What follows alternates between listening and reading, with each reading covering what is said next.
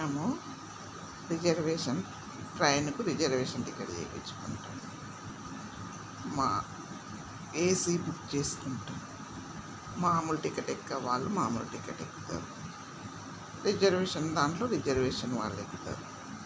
AC డబ్బాలో AC reservation చేసుకున్న వాళ్ళు ఎక్కుతారు. మామూలు డబ్బాలు ఎక్కుతారు, కింద కూర్చుంటారు, నిలబడతారు. స్టేషన్ వచ్చిన తర్వాత ఎక్కడ దిగిపోయే వాళ్ళు అక్కడ దిగిపోతారు. పట్టాలు ఎక్కడికెక్కడికో కలిసిపోతాయి. అవునా కాదా? జాయింట్గా కలిసిపోతాయి, అన్నీ కలిసిపోతాయి. కలిసిపోయిన తర్వాత ఏసీ డబ్బా పట్టుకొని ఏసీ బుక్ చేసుకునైనా తీసుకెళ్ళాడు, రిజర్వేషన్ సీటు బుక్ చేసుకున్నైనా తీసుకెళ్ళాడు.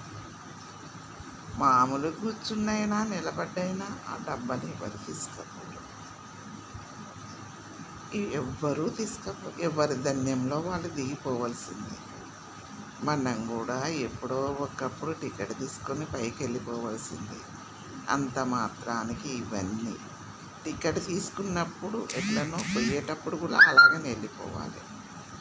ఇది నిజమంటారా అబద్ధమంటారా ఆలోచించండి ఒకసారి మీరు.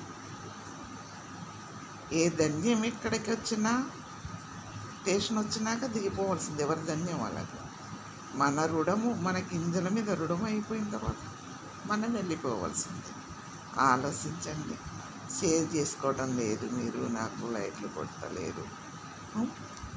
నేను ఎందుకంటే వీడియో చేసేది ఉన్నన్ని రోజులు మీతో ఉండాలి, మంచిగా ఉండాలి, నా పిల్లలతో ఉండాలి అని నేను ఆలోచించి చేస్తున్న బిడ్డ.